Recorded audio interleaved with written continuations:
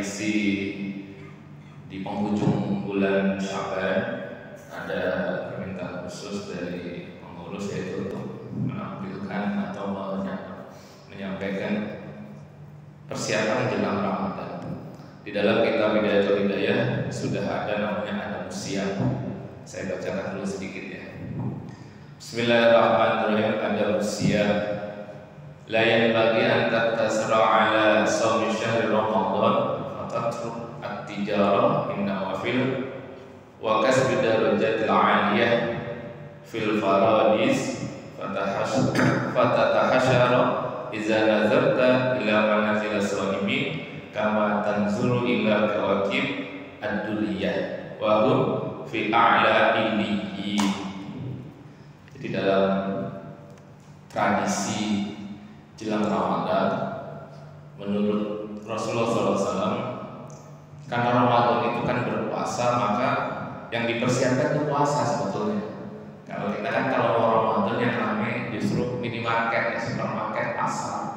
Tiba-tiba di negara kita harga-harga itu melambung jelang Ramadan. Sebetulnya apa yang salah? Karena memang salah mempersiapkan. Umat mestinya ketika Ramadan yang dipersiapkan itu ibadah Ramadan itu puasa, bukan penunjangnya. Kalau yang dipersiapkan puasa, maka kata Rasul dalam sebuah hadis di sini dikatakan, ketika tiba bulan Ramadan, seolah-olah para sahabat itu menyangka Rasulullah itu terus-terusan berpuasa. Sebagian di dalam kitab Marqul Qudiyah, wa kana Rasulullah sallallahu alaihi wasallam yuksiru shauma Sya'ban hatta yazunnu annahu fi Ramadan. Jadi ketika tiba di bulan Sya'ban, Rasul malah memperbanyak puasa, seakan-akan itu kayak Ramadan gitu. Kemudian para sahabat ada juga yang mengabarkan bahwa idza kana an-nisfu min Sya'ban fala shauma hatta Ramadan. Ada sebagian sahabat yang justru mencegah ketika berada di nisfu Sya'ban, di tanggal 15 jelang Ramadan, akhir di Sya'ban itu malah mereka berhenti untuk berpuasa untuk menghindari keraguan atau keseriusan di dalam bulan Ramadan. Mana yang kita mau ikuti? Yang harus kita ikuti adalah ketika Rasulullah menjelang Ramadan, karena Ramadan itu isinya berpuasa, maka yang disediakan adalah ibadah puasanya. Kalau kita kenal zaman kakek saya di Subang itu, kalau saya berkunjung ke tempat beliau itu di bulan Rajab atau di bulan Sya'ban, kondisi beliau itu hari-hari berpuasa terus. Memang beliau itu adalah orang yang termasuk yang membiasakan diri berpuasa di bulan-bulan haram. Bulan-bulan haram itu salah satunya Rajab, Sya'ban, Muharram, Zulqa'dah, Zulhijjah. Ada 3 bulan yang berurutan, ada bulan yang tidak berurutan, namanya Rajab. Nah, kita tidak. Ketika jelang Ramadan, iklan di TV aja berubah, Pak. Tiba-tiba iklan itu buka puasa. Iklan-iklannya berubah. Jangan tanya baju, jangan tanya makanan, harga sudah melambung, padahal masih 15 hari lagi mau puasa. Ini tidak terkendali, itu tidak terkendali. Karena girohnya umat itu memang bukan puasa sebetulnya. Girohnya itu adalah makan. Karena girohnya makan, padahal yang diperintah puasa, maka Allah sedikit kasih omelan lah bahasanya, kalau kata saya omelan. Kita diomelin dengan harga-harga yang melambung. Sebaiknya kalau kita jelang Ramadan justru menahan diri dari membeli segala macam makanan. Kita langsung beralibi, ini nyetok, Pak, langsung nyetok. Padahal sebelum-sebelumnya tidak. Buat apa nyetok yang orang siangnya juga kita nggak makan? Apa yang mau disetok? Harusnya seperti Rasulullah di bulan Rajab dan bulan Sya'ban itu Rasul rajin berpuasa. Bahkan kata Rasul dalam sebuah riwayat di kitab Marqul Qudiyah, orang-orang itu banyak mengabaikan bulan Sya'ban. Kayaknya bulan Sya'ban itu nggak ada puasa gitu. Padahal kata Allah ada puasa. Kata Rasul, aku ingin ketika di akhir ibadah penghitungan puasa itu berada di akhir Sya'ban, maka aku ingin berpuasa di bulan Sya'ban. Jadi yang kita siapkan itu puasa. Jadi kalau kita pendidik berarti 2 bulan atau 1 bulan jelang Ramadan tuh kita latih anak-anak kita puasa sunnah. Puasa sunnah di kitab ini juga dijelaskan. Puasa sunnah ada puasa sunnah tahunan, ada bulanan, ada mingguan. Tahunan itu kayak setelah Ramadan, setelah Ramadan kan masuk bulan Syawal 6 hari. Nah itu tahunan tuh. Atau puasa Arafah, atau bulanannya itu setiap di bulan tanggal 13, 14, 15 ayam lebih itu bulanan. Ada lagi yang diriwayat di dalam kitab Fathul Mu'in itu puasa bulan itu justru di akhir bulan, namanya ayam sud. Jadi tanggal 27, 28, 29 Hijriah itu berpuasa. Di dalam kitab Fathul Mu'in itu dijelaskan sebagai hari-hari gelap, artinya bulan-bulan itu mulai sudah tidak bercahaya. Kalau ayam lebih kan hari bercahaya. Atau kita puasa pekanan, dalam sepekan ada 2 hari, Senin atau Kamis. Menurut Al-Ghazali 3, Pak. Kata Al-Ghazali hari Jumat juga sunnah puasa. Kalau kita kan karena Jumat itu ada Jumat berkah yang isinya makan, jadi kayaknya puasa itu janggal ya. Kayak janggal. Kata-kata Imam Al-Ghazali justru Jumat itu waktu dimana melipat gandakan amalan. Sudahlah Jumat yang berkah, puasa, ibadah fardhu Jumat, kemudian amal-amalnya itu dilipat gandakan. Bahkan sholat 2 rakaat sebelum duduk, sebelum khatib berkhutbah, itu pahalanya lebih besar dibandingkan dengan sholat tahiyatul masjid di hari-hari sebelum hari Jumat atau setelah hari Jumat. Pahalanya beda. Bahkan Rasulullah pernah mencegah ada sahabat yang datang terlambat, kemudian tiba-tiba mau duduk. Datang terlambat, jangan duduk, bangun dulu 1 rakaat. Begitu pentingnya sholat 2 rakaat di hari Jumat tahiyatul masjid. Nah ini yang harus kita kembangkan, itu adalah pengetahuan tentang keilmuan dari suatu fadilah. Ketika fadilah itu tidak kita mengerti, maka dengan sendirinya kayaknya puasa ya begitu-gitu aja gitu. Kalau nggak dengar petasannya, dengar suara speaker jam 12, kayaknya puasa itu mengganggu banget gitu. Padahal kan tidak. Karena ya umat itu mulai bergeser dari tradisinya. Umat itu belum mulai bergeser. Seperti tadarus. Tadarus di beberapa tempat itu sudah tidak menjadi tadarus. Itu sudah seperti show membaca Al-Quran. Satu orang baca pakai speakernya keluar pula suaranya. Tidak ada yang nyimak sama sekali. Padahal yang dianjurkan adalah tadarus itu belajar. Jadi nggak mesti harus malam setelah tarawih, pagi pun bisa. Bacanya Iqra boleh, turutan boleh, qiraati boleh, macam-macam. Nggak harus pakai speaker juga. Namanya juga tadarus. Artinya apa? Ketika tradisi-tradisi ini terus kita jalankan, maka puasa seolah-olah tidak ada bekasnya sama sekali. Yang ada adalah beban ketika lebaran.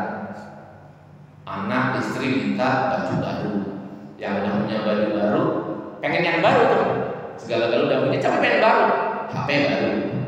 Akhirnya ketika semua baru, kita perlu liburan lebaran, segala macam diada-adakan, padahal tidak ada korelasinya dengan ibadah tersebut. Yang paling ngetren kan mudik paling ngetren itu mudik. Selalu kita beralibi uang setahun sekali, Pak. Ya lebaran yang lain kan ada yang nggak ada beban kewajiban puasa, misalnya Idul Adha. Pak kan nggak ada cuti bersama, Pak. Ya kan tinggal kita cuti aja. Segala sesuatu kita rencanakan sendiri. Jangan kita selalu beralasan untuk menghindari puasa dengan berbagai rukhsah. Memang orang melakukan perjalanan mudik itu ada rukhsah, boleh berbuka. Artinya apa? Sebetulnya dia sudah kehilangan keutamaan puasa. Kita memaksakan diri untuk mudik padahal tidak esensinya, itu buat apa juga? Ya kalau mau ya setelah lebaran baru mudik, agar puasanya tidak rusak. Toh orang tua kita juga ada di sana juga berpuasa. Dia juga tidak mau ibadah kita rusak kemudian tidak bisa mendoakan beliau. Ya paling kurang kita berkirim-kirim lah, kirim-kirim segala macam. Nggak bisa ngirim materi, kita kirim doa. Doa di bulan Ramadan kan sangat dikabul. sementara kita berada di perjalanan. Ya bagaimana? Fokus untuk ibadah. Jadi satu contoh, Rasul menggalakkan ibadah puasa. Artinya di bulan Rajab, Sya'ban, Rasul mulai rajin puasa, bahkan lebih ketat. Kalau kita semakin rajin ke pasar, mantau harga-harga. Karena itu maka Allah cubit kita, Allah milih kita, dibiarin harga naik. Tidak di Indonesia saja Pak, di negeri-negeri Arab pun begitu. Di negeri-negeri Arab pun begitu. Harga-harga stabil manakala umat Islamnya itu sedikit yang tidak bergejolak terhadap Ramadan maupun Lebaran. Harga-harga stabil. Ketika kita bereaksi dengan datangnya Ramadan, maka harga-harga pun akan bereaksi. Belum tentu juga kita padahal mau makan-makan enak terus. Ya walaupun ada di beberapa daerah menjelang Ramadan itu ada tradisi namanya makan daging. Karena ada tradisi makan daging di daerah tersebut jelang Ramadan itu mesti harga daging luar biasa meningkat. Alasannya Pak, biar semangat Pak. Biar semangat itu makan. Tuntunan Rasul makan? Tidak ternyata. Tuntunan Rasul ternyata biar menyemangati ibadah puasa, ya puasa lagi. Berarti kita nih kalau mengikuti tradisi Rasul itu sudah sebelum-sebelumnya memperbanyak puasa, sunnah, puasa sunnah. Ya tinggal pilih. Apakah kita mau banyakin Senin Kemis? Apakah kita mau banyakin ayam ungbi? Atau kita mau memperbanyak puasa hari Jumat atau ayam usul? Apa aja? Yang penting kita dalam rangka mempersiapkan diri menghadapi Ramadan dengan ibadah.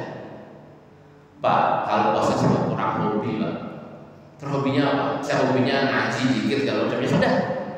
Ulama-ulama zaman dahulu memberikan tradisi mempersiapkan Ramadan dengan malam nisfu sabar, dengan ngaji, baca yasin, zikir, sedekah. Terus kita jadi centil. Oh, dalilnya nggak ada Pak. Ya memang tidak ada dalilnya. Nisfu sabar itu tidak ada dalilnya. Sekarang tunjukkan ada dalil enggak kalau kita baca one day one juice. Ada nggak dalilnya? Tidak ada. Itu kan karangan orang zaman sekarang. One day one juice. Kata Nabi, setidaknya kamu menghatam Al-Quran dalam membaca itu setahun sekali. Berarti one day one juice nggak tuh? Enggak kan? Bahkan justru Nabi lebih genteng, lebih gampang. Setahun tuh minimal sekali Pak. Ada hadis yang kedua mengatakan setahun minimal 2 kali hatam. Dalam lembaran Al-Quran itu kan satu juznya itu ada 10 lembar atau 9 lembar.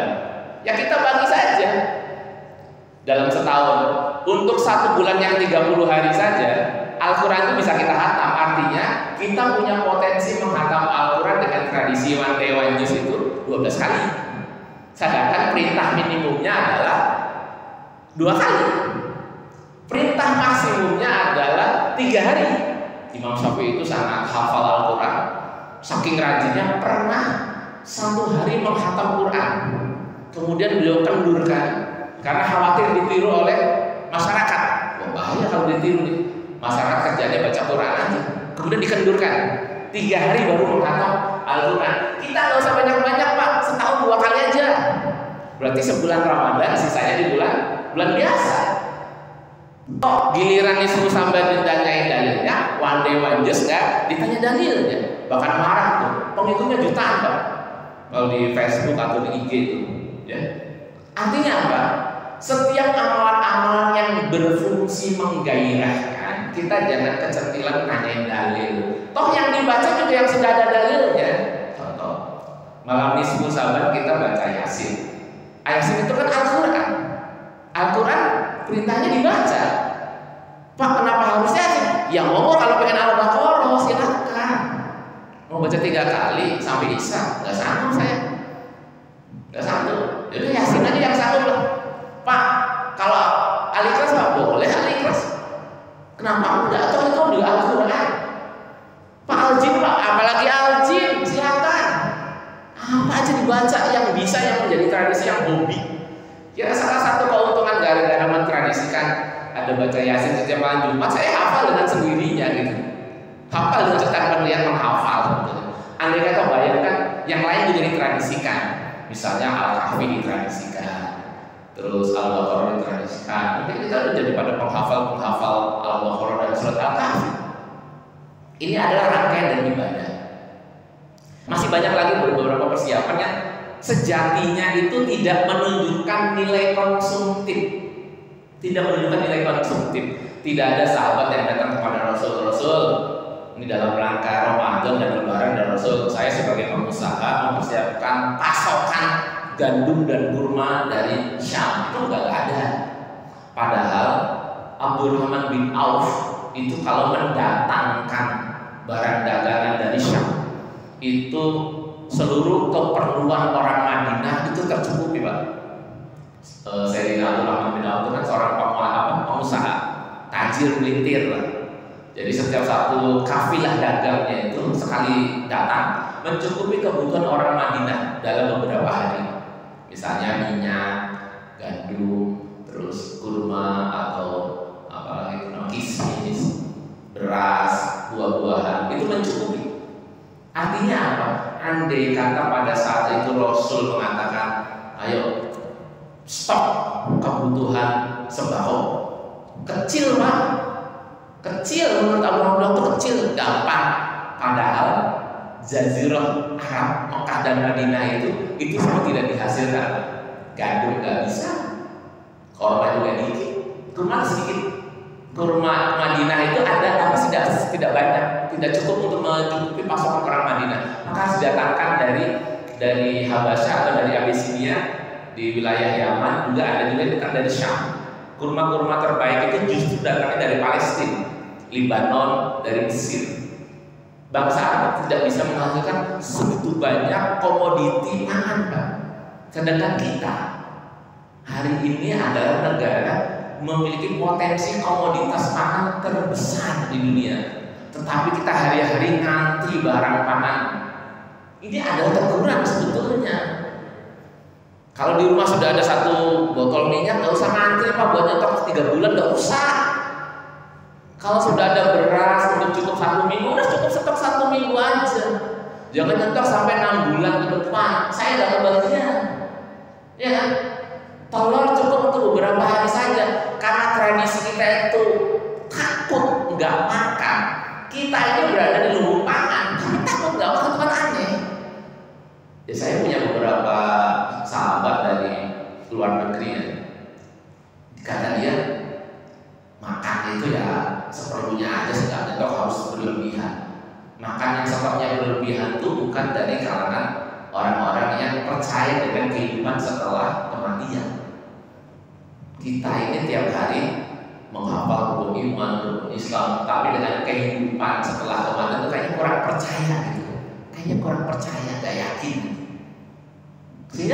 Sehingga Allah memberikan teguran, kamu jangan begitu, kamu jangan begitu. Karena kita ditegur, kita harus tersadar. Oh iya, di rumah sudah ada makanan untuk 3 hari, cukuplah saudara.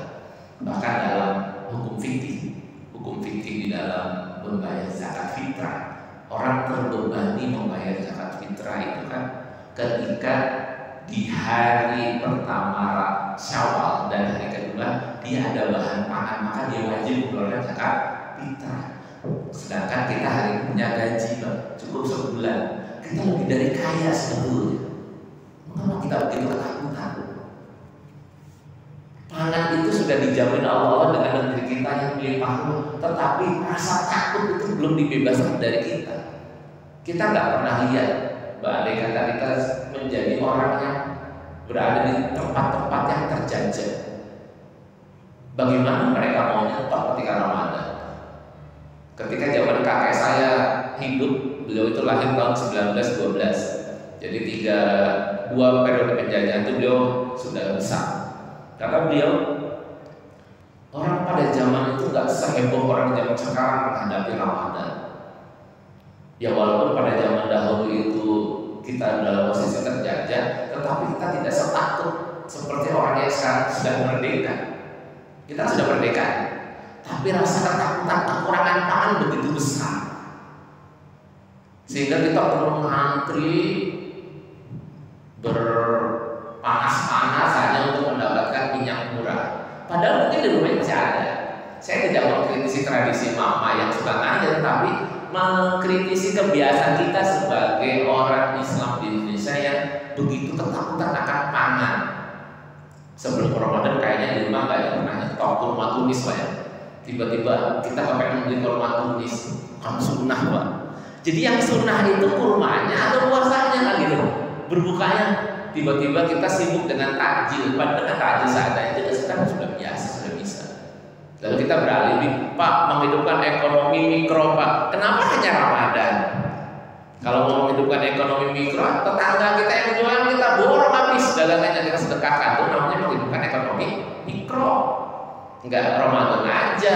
Justru Ramadan orang terlalu banyak sibuk dengan mempersiapkan takjil, sahur dan segala macam, keutamaan ibadahnya jadi berkurang. Orang yang tadinya gak jualan jadi jualan, kan jadi berkurang Pak ibadahnya. Kita yang hari-hari gak mudik tiba-tiba mudik, berkurang juga ibadahnya. Harusnya kita fokus, apalagi jelang-jelang Ramadan. Ulama-ulama tuh kalau masuk di bulan Ramadan terbagi menjadi 3 golongan. Golongan pertama ada yang santai sampai hari ke-15. Golongan yang kedua ada yang ketat. Dari hari pertama udah ketat ibadahnya. Taraweh, kita kan masih saingan 11 dengan 20. Di luar negeri saingan tuh 40 Pak. 40. Kita masih ribut di angka 20. Di Yaman sholat salam suntuk, taraweh gantian. Jadi kalau Al-Huda itu sholat isya setengah 8, lanjut taraweh. Di sana masjid ketika Ramadan itu jadi nggak kompak sholat isyanya, jadi nggak kompak. Ada yang sholat isya jam 8, jam 9, ada yang jam 11, jam 12, sampai jelang sahur. Itu cerita pengalaman teman saya di sana. Justru di bulan Ramadan itu sholat isya jadi nggak kompak katanya. Tapi enak kalau kita fisiknya kuat, mumpung masih muda, memperbanyak ibadah. Jam 8 sholat di masjid A, rampung setengah 10 sholat di masjid B, terus begitu terus, mumpung lagi kuat. Kalau kita udah tua, udah renta, ibadah kita kendor. Ya memang itu sudah konsekuensi, karena memang manusia memiliki fisik yang lemah. Ini adalah bagian dari strategi orang untuk memperbanyak ibadah. Makanya mau kita perbanyak ini apa? Ibadah. Ibadah apa? Ibadah puasa. Berarti puasa yang harus diperbaiki. Kalau kemarin kita bangun kesiangan, kesel, ngomel, besok jangan. Mau kesiangan mau enggak, ya tetap biasa aja. Ini namanya meningkat. Ketika mulai siang, aduh panas, gara-gara puasa nih, nah ini kita tinggalkan ngeluh di siang hari bulan Ramadan. Kita diomelin orang ngeluh, jadi nggak usah, berhenti ngeluhnya. Berarti kita meningkat. Jelang buka, kita nggak keluyur. Pak mau burit Pak, enggak, pengen berubah, ngaji di masjid, ngaji di rumah, ajak anak ngaji. Jangan anaknya dijejelin mainan, HP segala macam. Pak ngisi waktu Pak, masih mainan, masih HP segala macam. Malah jadi nggak fokus ibadahnya. Anak-anak kita di beberapa tempat sudah mulai kehilangan kekuatan ibadahnya Pak. Justru tawuran malah meningkat di bulan Ramadan. Orang beratur bisa meningkat di malam takbiran. Ini adalah pergeseran nilai yang justru dimulai oleh diri kita sebetulnya. Bayangkan kalau kita menjelang Ramadan itu fokus dengan ibadah, kita nggak ikut kegaduhan orang-orang, maka Allah akan memberikan solusi dalam ibadah kita. Beberapa teman itu sedikit kebingungan kalau menjelang itikaf. Oh bingung mau itikaf Mas? Pak, pesertanya pengen makannya yang enak-enak. Padahal maunya niatnya itikaf, tapi pengen dilayanin. Itikaf itu kan berarti kita pengen dekatkan diri pada Allah. Kenapa pengen dilayani? Ya kita aja sendiri layani diri kita. Wong kita juga pengen menyelamatkan kita dari azab Allah, maka kita sendiri. Jangan kalau kita mau itikaf, Pak daftar itikaf. Fasilitasnya apa aja, Pak? Kita mau nginep di hotel. Nah ini yang harus kita ubah, tradisi seperti ini. Sehingga apa? Ketika jelang itikaf orang tidak jadi jor-joran untuk sesuatu yang sebetulnya tidak perlu dia keluarkan. Ada orang keluar duit berjuta-juta untuk melayani orang sahur. Padahal dia tidak ada itikaf, ini tetap sahur sebetulnya. Karena apa? Kita mulai bergeser dari fungsi kita sebagai seorang hamba menjadi seorang tuan. Jadi seorang tuan. Padahal kita puasa itu kan pengen menghamba kepada Allah. Kenapa kita jadi pengen seorang tuan? Kalau saya biasa Pak, malam-malam itu mempersiapkan sahur untuk anak, istri tanpa diminta. Karena saya pengen menjadi pelayan untuk Allah gitu. Dengan cara melayani keluarga saya. Kadang saya yang membangunkan. Agar apa? Agar saya biasa melayani umat. Jadi ketika saya ikut itikaf, dilayani itu rasanya malu gitu. Saya pernah datang ke suatu masjid di Kota Bekasi itu, nggak pakai daftar. Tiba-tiba semuanya dikondisikan. Saya agak-agak malu. Makanya saya pindah lagi itikafnya, cari masjid yang nggak ada apa-apanya, yang isinya sholat aja. Aja gitu. Kita justru mencari kenyamanan dalam ibadah. Kita nggak nyari yang rame-rame. Asal malam banjir masjid penuh, malam genap masjid kosong. Dikiranya malam Lailatul Qadar datangnya malam hari ganjil. Kalau Allah mendatangkan hari genap gimana? Ayo, apa kita mau menggaransi? Tidak. Yang namanya malam Lailatul Qadar itu hak prerogatif Allah. Mau didatangkan tanggal 1 Ramadan, tanggal 29 Ramadan, 15 Ramadan, suka-suka Allah. Jadi kita jangan terlalu mengandalkan kepada pengetahuan yang sifatnya umum, terlalu datar, jadinya standar banget. Pak, malam-malam ganjil kita hidupkan Pak untuk cari Lailatul Qadar. Kalau Allah menentukan malam genap gimana? Jadi kamu malas ibadah itu. Yang kita lihatkan adalah menghamba. Mau itu ganjil, mau genap, kalau kita punya waktu, sehat, kesempatan, menghamba pada Allah lebih hebat lagi. Sehingga apa? Sehingga menjadi penilaian-penilaian yang meningkatkan kualitas kehambaan kita pada Allah. Yang pada saatnya kita layak menyandang adalah al-muttaqin. Bahkan Allah sendiri tidak menggaransi, Pak. Tidak menggaransi kita rajin puasa, rajin tarawih, rajin baca Quran, tanda segala macam sebagai orang bertakwa. Allah tidak menggaransi. Allah menggunakan kata la'allakum tattaqun. Kata la'alla adalah potensi artinya. Artinya tidak menggaransi oleh Allah. Karena tidak digaransi inilah, maka kita punya peluang ibadah kita rusak atau bagus. Tentunya kita berubah dari tradisi terdahulu. Kalau biasanya kita mentradisikan sholat tarawih hanya di masjid, besok bukannya berhenti, tapi tambah. Tadi sudah sholat di Al-Huda, sampai rumah nambah. Itu namanya merubah tradisi.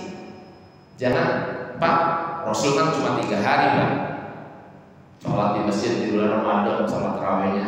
Saya 3 hari aja. Ya masjid malah kosong masjid. Bukannya meningkat malah kosong. Harusnya meningkat, ibadah kita harus ditingkatkan. Memangnya kalau Rasul hari keempat gak ke masjid itu ketika setelah sholat isya itu tidur gitu? Kan tidak. Rasul dalam cerita Sayyidah Aisyah radhiyallahu anha itu tidak pernah tidur sore kecuali mau bangun untuk ibadah semalaman. Kalau kita kan enggak. Kalau yang sudah tidur sore 12 gitu.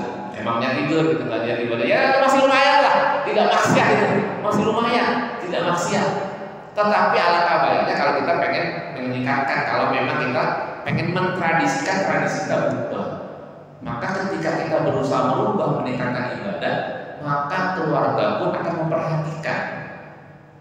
Wah, ayah biasanya kalau habis sahur ini tidur, tapi ayah habis sahur langsung pegang Al-Quran. Aku juga kayak begitu lah. Nanti tetangga juga melihat.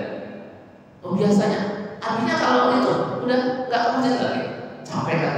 Sekarang jadi rajin ke masjid, wah ada perubahannya. Karena berubah itulah maka satu dari kita itu berubah. Setiap orang akan meniru dengan perubahannya, maka komunitas pun akan berubah.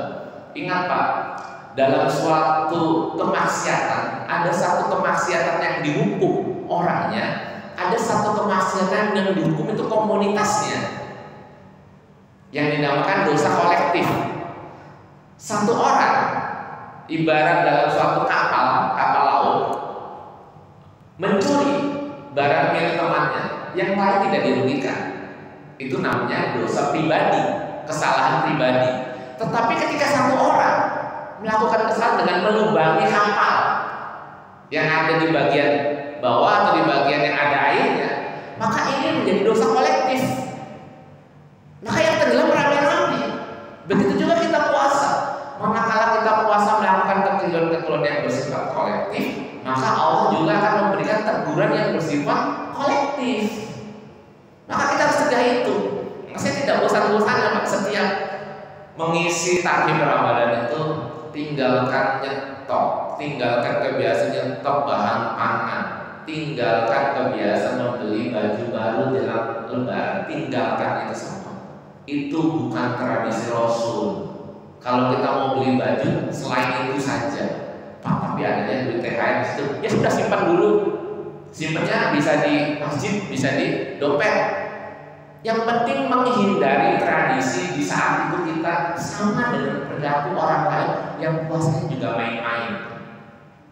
Ya, ada orang yang ketika pengumuman puasa antusias, ada yang sedih, ada yang kecewa, ya puasa lagi. Tapi paling berisik kalau ngomong THR. Dikiranya puasa itu isinya THR, padahal itu bisa jadi musibah juga buat kita. Manakala kita udah capek-capek puasa, kok nggak dapat THR ya? Nah, mulai rusak ibadah kita. Ketika kita mau takjil, mau buka, istri kita nggak ngelayanin, menyiapkan, kita langsung bilang, ini kenapa ini? Nggak disiapin. Akhirnya mana? Yang harusnya kita melayani, kita jadi minta dilayani.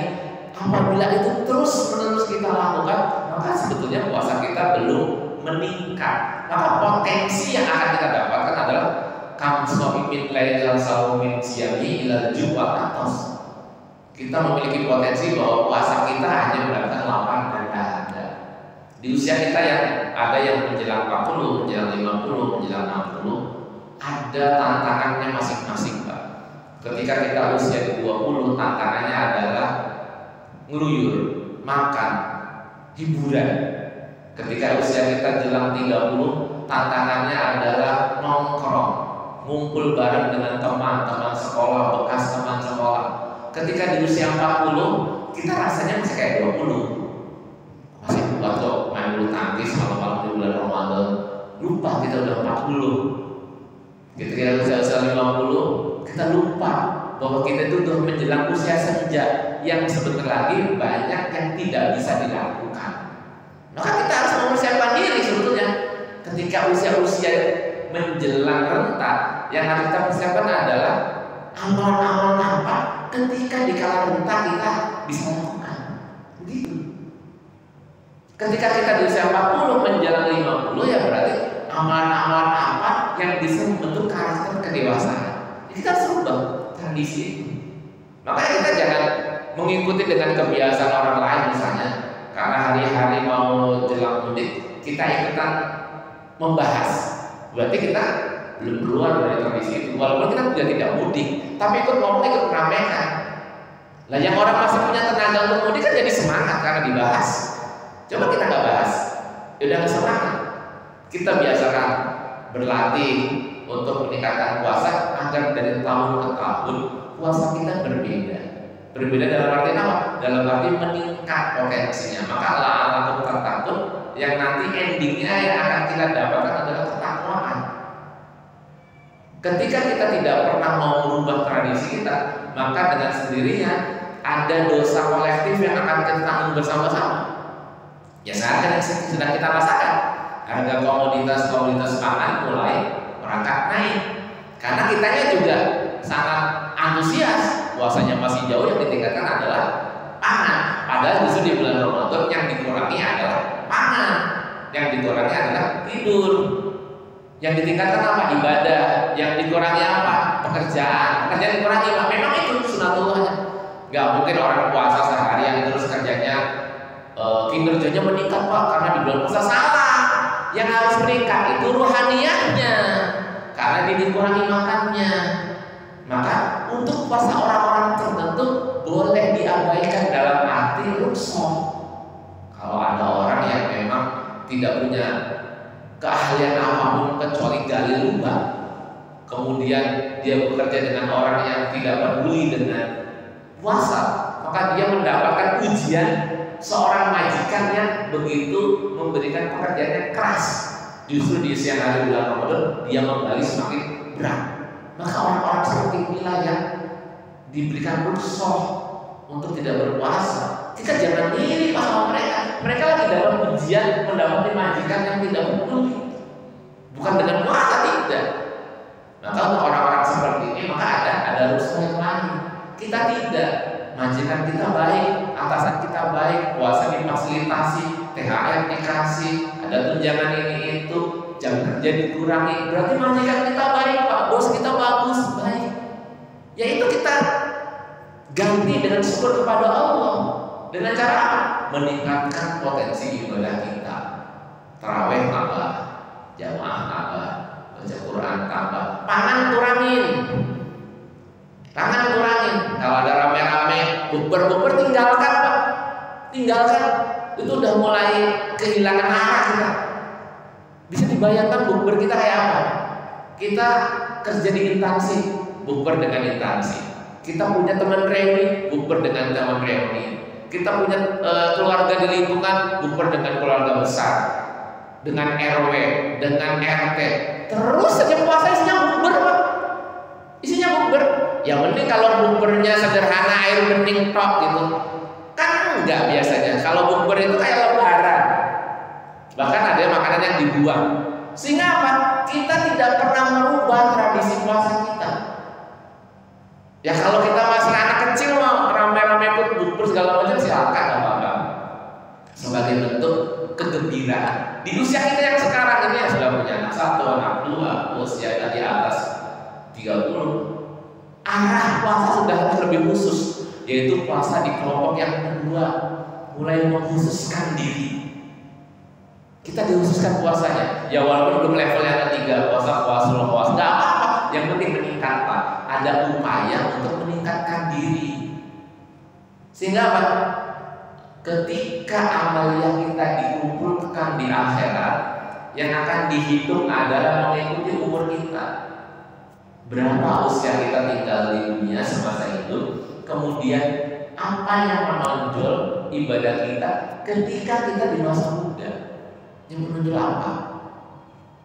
Kan gak mungkin Pak orang ditanya kehebatan ibadah di usia 60. Ya sudah tinggal bertanya 70. Justru di usia yang hebat sekarang ini. Usia hebat itu berarti mulai balik sampai jelang 50, itu usia hebat untuk ibadah. Itu yang ditanya, ibadah ketika normal. Makanya kalau ketika sakit, semua ibadah banyak rukhsahnya. Sholat rukhsah ada ketika sakit, puasa ketika sakit rukhsah, haji ketika tidak mampu rukhsah. Banyak rukhsah. Maka ketika tidak ada rukhsah itulah yang dihitung.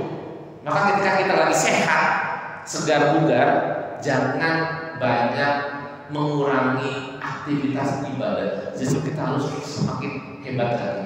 Nah, itu saja yang dapat saya sampaikan dalam rangka meningkatkan kualitas puasa kita di masa depan atau bulan-bulan yang akan kita hadapi di masa depan.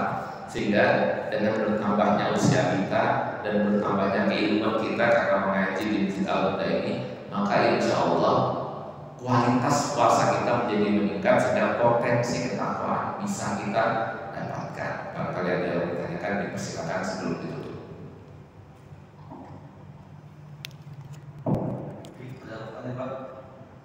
Hadirin yang berbahagia, dalam edisi di penghujung bulan Syaban ada permintaan khusus dari pengurus, yaitu untuk menampilkan atau menyampaikan persiapan jelang Ramadan.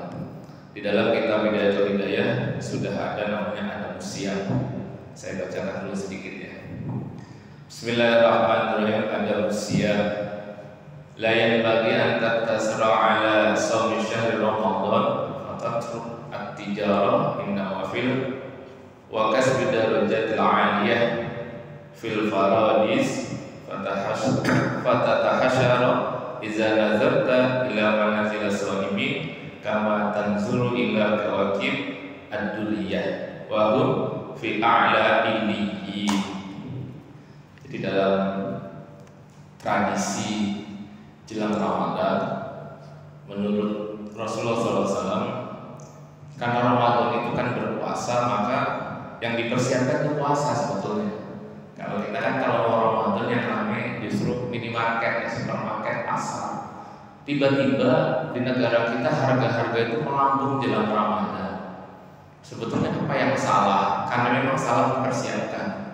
Umat mestinya ketika Ramadan yang dipersiapkan itu ibadah Ramadan itu puasa, bukan penunjangnya. Kalau yang dipersiapkan puasa, maka kata Rasul dalam sebuah hadis di sini dikatakan, ketika tiba bulan Ramadan, seolah-olah para sahabat itu menyangka Rasulullah itu terus-terusan berpuasa. Sebagian di dalam kitab Marqul Budia, wa kana Rasulullah sallallahu alaihi wasallam yuksiru shauma Sya'ban hatta yazunu annahu fi Ramadan. Jadi ketika tiba di bulan Sya'ban, Rasul malah memperbanyak puasa, seakan-akan itu kayak Ramadan gitu. Kemudian para sahabat ada juga yang mengabarkan bahwa idza kana an-nisfu min Sya'ban fala shauma hatta Ramadan. Ada sebagian sahabat yang justru mencegah ketika berada di nisfu Sya'ban, di tanggal 15 jelang Ramadan akhir di Sya'ban itu, malah mereka berhenti untuk berpuasa untuk menghindari keraguan atau keseriusan